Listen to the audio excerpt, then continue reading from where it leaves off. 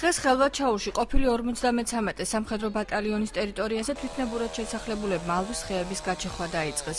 მათი ინფორმაციით მთავრობა შეშით მომარაგება არაერთხელ თხოვეს, თუმცა უშედეგოდ. თვითნებურად შესახლებულთა განმარტებით ეს გადაწყვეტილება მცირეწლოვანი ბავშვების სიცივისგან დასაცავად მიიღეს. სპეციალური სიაში ადგინეს და მოჭრილი მორები ფიცრულების მეპატრონეებზე თანაბრად გადაანაწილეს. სიაშის გაჩეხვა იმიტომ დავიწყეთ, არის სიცივე არ გვაქცევს მთავრობა ყურადღებას, სიცივეში ვერ დავიყინებით, შუქი არ მოგცეს. ამიტომ გავაგზავნეთ კიდე ხეების მოხევას და წაღებას და გავთმევთ. ნებართვა თუ გქონდეთ ხეები? ნებართვას არ ვუყურებთ, ჩვენ ნებართვას მთავრობა არ უყურებს და ჩვენ მათაც არ ვემორჩილებით არანაირად. მოსახლეობას აგეჩვილი ბაღნები ყავს, ოქს მოზდილი ყავს. გათბობა არ უნდა? გუშინ შიშა რომ მოვდა სამხედრო იმით რომ შემოიტანეს შიშა საძევდა ის შიშა. ბინის ხალხი შიშა წაიღო, ჩვენ არ გვინდოდა აქ შიშა. ხოხების ხალხს ჯეიცეთაც რა მდგომარეობაში ცხოვრობს ხალხი. ზედან გვაწვიმებს ლეიბების ველი. საკითხთან დაკავშირებით აჭარის მთავრობის აპარატის სოციალურ-ეკონომიკური მდგომარეობის ანალიზის დეპარტამენტის უფროსი ამბობს, რომ გუშინ ბათუმის მერიის შესაბამისმა სამსახურებმა შესახლებულებს 15 კუბური მეტრის საშეშე მასალა გადასცა. კობაჩხეიძის განმარტებით სოციალურად დაუცველებს მთავრობა სამომავლოდაც დაეხმარება. მთავრობიდან ძალიან დიდი მადლობელი ვართ.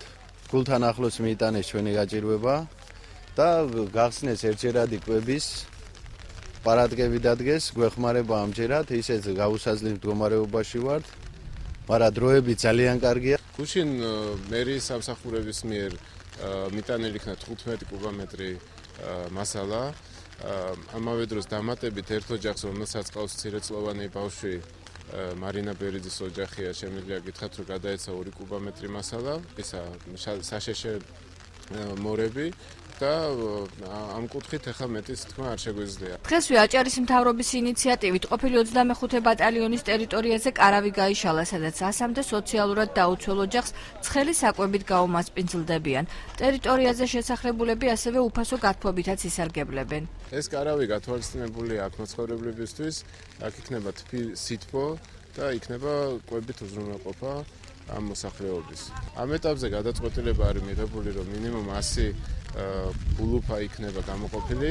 ულუფა არ არის მარტო ერთი საკვებისგან შემდგარი, იქნება რაციონი შესაბამისი და პირველი დღე გამოაჩენს თუ საჭიროება იქნება, გაზდაც კი მოხდება ამ რაოდენობას. ყოფილი 53 ბატალიონის ტერიტორიაზე ხეების გაჩეხვის ფაქტზე აჭარის გარემოს დაცვითი ზედამხედველობის დეპარტამენტში უქმე დღეების გამო კომენტარის გაკეთებაზე უარი გვითხრეს. სოციალურად დაუცველი ოჯახები შეშის მარაგის ამოწურვის შემდეგ ხეების მოჭრას კვლავაც აპირებენ.